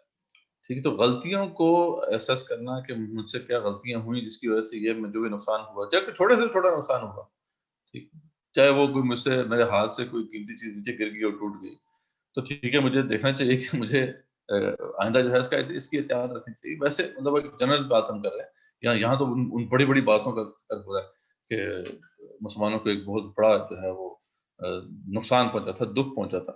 تو اللہ نے وعدہ کیا کہ تم سے کچھ غلطیاں ہیں. تو یہ ایٹیٹیوڈ بھی درست نہیں ہے کہ ہم جو ہے صرف اللہ کہتے ہیں بس اللہ تعالیٰ اللہ مالک ہے، جیسے کہ ہمارے ہاں ہے معاملہ کہ جی بس اللہ تعالیٰ نے چاہا تھا ایسے ہو گیا، ہم پہ کریں. ایسی بات نہیں ہے. اگر کوئی کچھ نقصان ہوا ہے، you are responsible for it, you have to feel that responsibility, you have to bear that responsibility. ہاں اس کے بعد پھر یہ ضرور انالیسس ہونا چاہیے کہ میں کیسے اسے بہتر کروں، کیسے اس کو جو ہے میں صحیح کر سکتا ہوں. کریکٹ کر سکتا ہوں اپنی مسٹیک کو. یہ جو ہے ایک لیول کا انالیسس یہ ہے جو کہ لازمی ہونا چاہیے, جیسا کہ یہاں پہ بھی اللہ تعالیٰ نے صحابہ کرام کو سمجھایا. اور اس کے ساتھ دیکھیں ہم کہہ رہے ہیں دوسرا ایسپیکٹ کے ساتھ کہ جو بھی بہرحال ہوا تھا اس میں اللہ کی مشیت کی تھی, اور وہ بھی میں سمجھنے کی کوشش کروں کہ اس میں مشیت ہوئی, مشیت کیا تھی, یعنی یہ عرفان ہوتا کیوں ہوا, کوئی وجہ تھی نا اس کی, کوئی اس کے پیچھے کوئی خدائی حکمت تھی, اس کو بھی تلاش کرنے کی اگر میں کوشش کروں تو پھر مجھے اطمینان و سکون نصیب ہوگا. تو دونوں چیزیں امپورٹنٹ ہیں. ایک بھی چیز اگر مس ہو جائے گی تو پھر یہ ہے کہ جو ریکوائرڈ اللہ تعالیٰ کی طرف سے ایک طرز عمل ہے وہ اس میں خرابی آ جائے گی, گڑبڑ آ جائے گی, اور اسی سے پھر نقصان ہوتا ہے. جیسا کہ ہمارے ہاں اکثر آپ کو پتہ ہی ہے کہ یہ چیز عام ہے کہ جو بھی کچھ ہو جائے گا تو اللہ ہمارے کہ جی اللہ تعالیٰ کو یہی منظور تھا, حالانکہ یہ نہیں دیکھتے کہ اس میں غلطیاں ہماری کیا تھیں.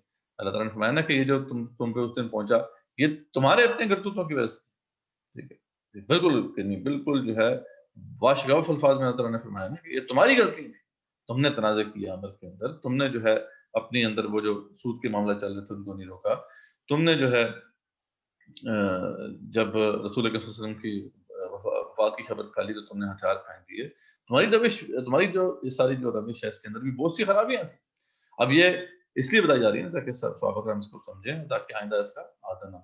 تو دونوں چیزیں امپورٹنٹ ہیں, دونوں کو ہی ساتھ رکھنا ہوگا, تبھی ہم وہ بیلنس کریٹ کر سکتے ہیں اپنی زندگیوں میں. ورنہ پھر یہ ہے کہ ایک چیز بھی مس ہو جائے گی تو پھر وہ امبیلنس ہوگا, اور اس سے پھر وہ جو مطلوبہ نتائج ہیں وہ نہیں نکل پائیں گے جو اللہ تعالیٰ چاہتے ہیں. جس طرح اللہ تعالیٰ کردار سازی چاہتے ہیں اس طرح سے کردار سازی نہیں ہو سکے گی. تو ہوپفلی یہ کلیئر ہو گیا ہوگا. جزاک اللہ خیر. سر بالکل ابھی ایک کوشچن آیا اس سے بہت ریلیٹڈ ہے, تو اگر مختصراً اس پر بھی وضاحت فرما دیں, اور اسپیشلی عورتوں کے لیے بہت ریلیونٹ ہے کہ اکثر اوقات لڑکیاں شادی کے بعد ماں باپ پر بلیم کرتی ہیں کہ آپ نے رشتہ نہیں دیکھا, جبکہ والدین تو بہترین ہی چاہتے ہیں.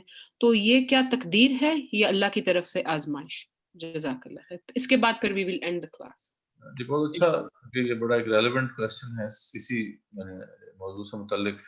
اور یہ بات باقی یہ ایسی چیز ہے کہ جو آپ کے ہاتھ میں نہیں ہوتی, اس لیے ماں باپ تو اپنے بچوں کا کہ بھلائی چاہتے ہیں. کون ایسے ماں باپ ہیں جو اپنے بچوں کی بھلائی نہ چاہیں. وہ تو کوشش کرتے ہیں, لیکن بعد میں اگر کوئی سرکمسٹانسز تبدیل ہو جائیں تو ان کو بلیم نہیں کیا جا سکتا. بہرحال یہ مشیت الہی ہی ہوتی ہے اس کے اندر. ہاں ٹھیک ہے, کچھ غلطیاں ہوتی ہیں اپنی بھی, بعض اوقات کچھ ایسے رشتے ہوتے ہیں کہ جو انسان ٹھکرا دیتا ہے, اس کے پیچھے جو بھی ریزنس ہوں, ٹھیک ہے, لیکن وہ اللہ کی طرف سے تو بہتر ارینجمنٹ ہوتی ہے اس کے لیے, لیکن وہ اس کو قبول نہیں کرتا. تو پھر اس کو اس طریقے سے جو ہے وہ نہیں, بظاہر ایسا لگ رہا ہوتا ہے کہ وہ اچھا نہیں ہے لیکن بہتر ہوتا ہے, لیکن یہ ہے کہ وہ اپنی کچھ جو بھی اس کے میلانات ہوتے ہیں, اپنی جو بھی اس کے انٹرسٹ ہوتے ہیں اس کے مطابق وہ نہیں سمجھتا اسے, تو پھر جو ہے he had to suffer, he has to suffer یا she has to suffer. لیکن یہ ہے کہ یہ باتیں جو ہیں اگین دونوں چیزوں کو ہمیں سامنے رکھنا ہوگا. کچھ ہم اپنی کوشش کر سکتے ہیں, لیکن خاص طور پہ شادی بیاہ کے معاملات میں اس میں زیادہ تقدیر کا معاملہ جو ہے نا وہ حاوی ہے. اس کے اندر اپنی طور پہ تو آپ جو بھی تھوڑا بہت چیک کر لیں, جتنا بھی چیک کر لیں, آخرکار جو ہے وہ تو جب ساتھ زندگی چلتی ہے, انسان زندگی گزارتا ہے, تبھی بات سمجھ میں آتی ہے. تو خیر اس لیے اس میں بعض مشکلات بھی ہوتی ہیں, تو بلیم نہیں کرنا چاہیے خاص طور پہ ماں باپ کو. خاص طور پہ ہمارے ہاں جو ہماری سوسائٹیز میں ماں باپ تو خیر خواہ ہی ہوتے ہیں بچوں کے, اور وہ کوشش کرتے ہیں کہ بہتر طریقے سے معاملہ ہو ان کا. بعد میں نہیں ہوا تو وہ اس میں ساری باتیں پھر مشیت الہی ہے, اللہ کی طرف سے اب یہ سینیریو ہے جو ان کے سامنے ہے, تو ان کو اس پہ کوشش کرنا چاہیے. وہ ان انسٹرکشنز کا خیال رکھنا چاہیے جو اس حوالے سے پھر اللہ کی طرف سے دی گئی ہیں, رسول اکرم صلی اللہ علیہ وسلم کی طرف سے دی گئی ہیں, ان کو مد نظر رکھ کے اس پر عمل پیرا ہونا چاہیے. تو اگین دونوں چیزیں ہی یہاں پر ہیں, اس میں بھی دونوں چیزیں ہی ایگزسٹ کرتی ہیں, اور وہ مشیت الہی اگر ہم سمجھ جائیں تو پھر ہمیں اطمینان بھی ہو سکتا ہے, سکون بھی ہو سکتا ہے, ہمیں سکون بھی نصیب ہو سکتا ہے. تو اسی یہی کہہ سکتے ہیں اگین کیس ٹو کیس چیزیں ڈفرینٹ ہو سکتی ہیں. یہ تو ایک ایسا واسٹ ٹاپک ہے کہ اس میں ہم ایک جنرلائز نہیں کر سکتے. اسے ایک انسٹرکشن سیٹ آف انسٹرکشن نہیں ہے اس کے لیے, وہ تو اب سرکمسٹانسز پہ ڈپینڈ کرتا ہے. اس کے مطابق پھر specific to each and every case جو ہے پھر کچھ انسٹرکشنز ہیں جو کہ اسلام دیتا ہے, اس پہ عمل پیرا ہونا ہے. کچھ کا ذکر ہم پہلے کر بھی آئے ہیں, کچھ آگے سورہ نساء میں بھی اس کا ذکر آئے گا. تو یہ جو خاص طور پہ آئلی زندگی ہے، ڈومیسٹک لائف ہے، اس سے متعلق قرآن نے بہت کچھ ہمیں بتایا ہے، بہت کچھ سکھایا ہے. اگر ہم اس پہ صحیح معنوں میں عمل کر لیں تو ہر گھر جو ہے نا وہ جنت کا گہوارہ بن جائے. یعنی اگر صحیح معنوں میں اس پہ ہم عمل کریں جو کہ قرآن نے بتایا. لیکن ظاہر بات ہے اس پہ بھی ہم عمل نہیں کرتے. ہر سچویشن کے لیے پھر انسٹرکشن ہے. ہم مشکل میں پھنس گئے ہیں، ہر طرف سے جو ہے بند دروازے ہیں، پھر بھی اللہ تعالیٰ نے راستے بتائے ہیں کیسے آپ کو وہاں سے نکلنا ہے. تو بہرحال یہ ہے جتنی ہم کہہ سکتے ہیں ابھی فی الحال تو اس کانٹیکسٹ. جزاک اللہ خیر سر. آپ اس کلاس کو اس کے اختتام پر لا سکتے ہیں. السلام علیکم ورحمۃ اللہ وبرکاتہ. واخر دعوانا الحمد للہ رب العالمین. الصلاۃ والسلام علی رسولہ وعلی آلہ وصحبہ اجمعین برحمتک یا ارحم